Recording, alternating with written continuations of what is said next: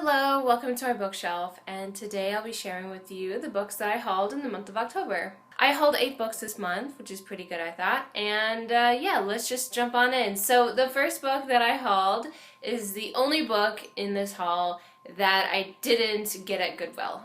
This is actually the book that I won in this Bookathon giveaway, and that is of course A Stranger in the House by Sherry Lapina. And this is also the only book that I've ever actually read before. So I recently just read this for a Spookathon.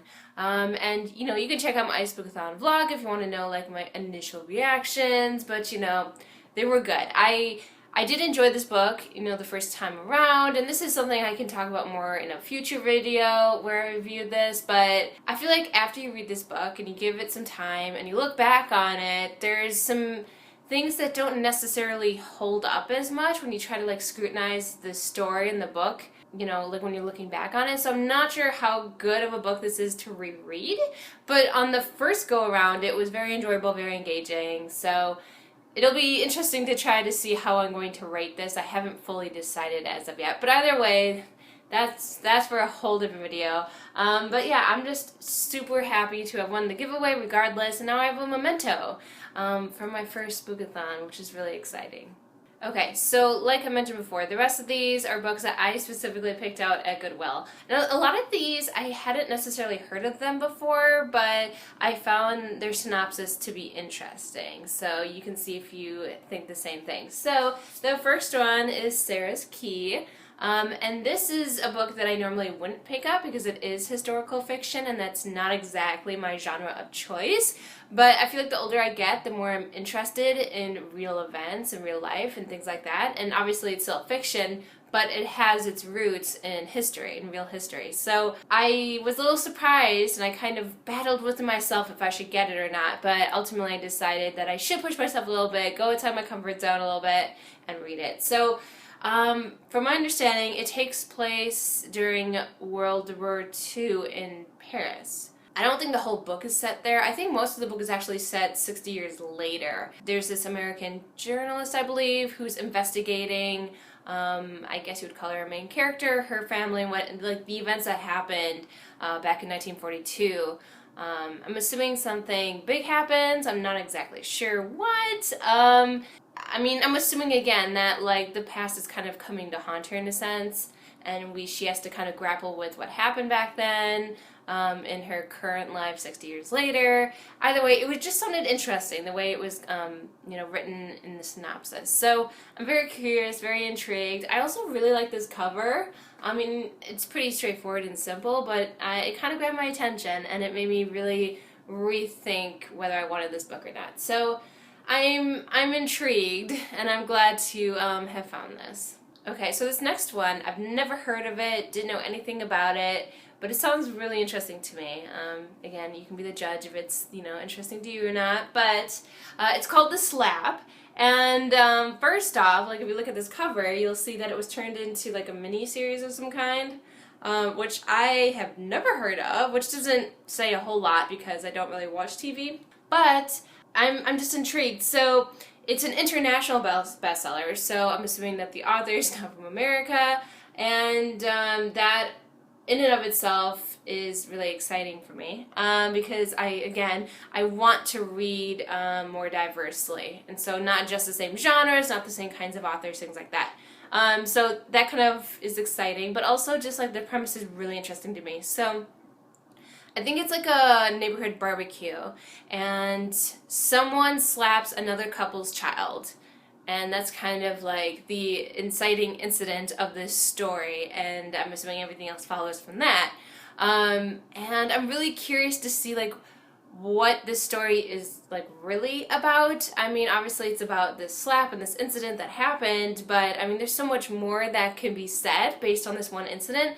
I think that, depending on where the author wants to go with it, it could really handle some really important issues that are going on today, that are continuing to happen. So it should be an interesting book to have in my collection. Okay, so this next book, I don't know anything about really. All I know about it is that it's a short story collection, and it's called The Empty Family. And again, I feel like I've seen this author's name before, and again, don't even want to try to pronounce that. It would just be horrible.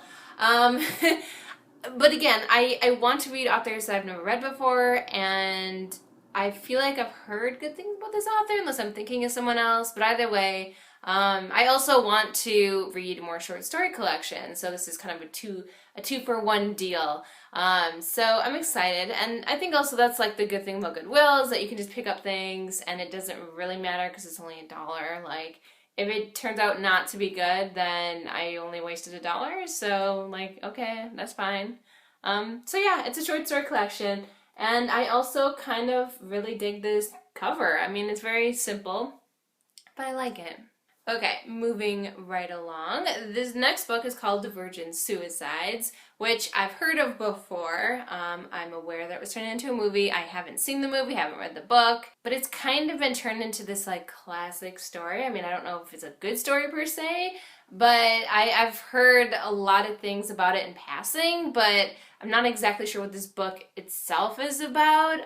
From my understanding, some young ladies commit suicide. From my understanding, I could be completely misremembering. But either way, it's just one of those classics that I feel like is talked about a decent amount, and specifically the movie.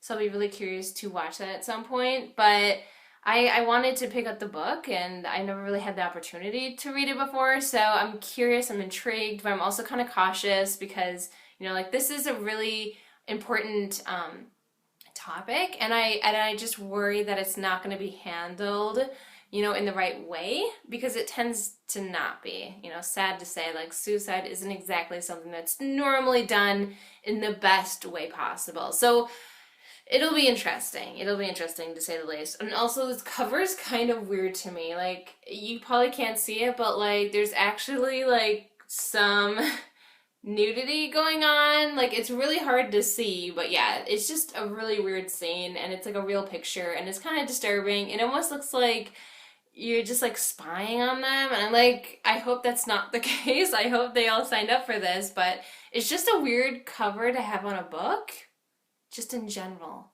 So I'm not exactly a fan of the cover. It's kind of weird to me, but very unique. We'll see if it matches the mood of the book. Like, is this a scene in the book? I have so many more questions. I don't really know why they made these creative decisions, but we'll find out in time, I'm sure. Alright, so moving right along, the next book is The Memory Keeper's Daughter by Kim Edwards.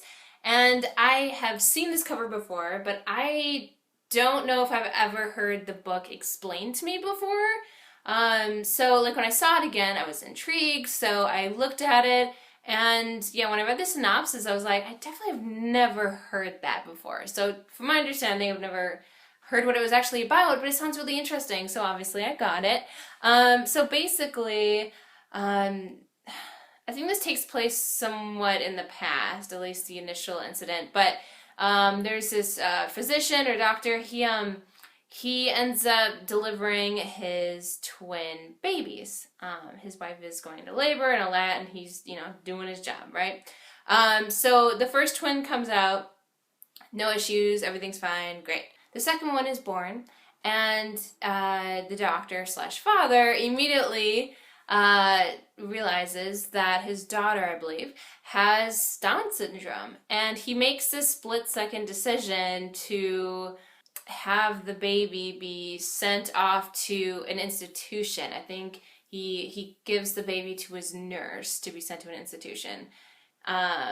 So from my understanding, it's kind of this story about like the repercussions of this, you know, split-second decision.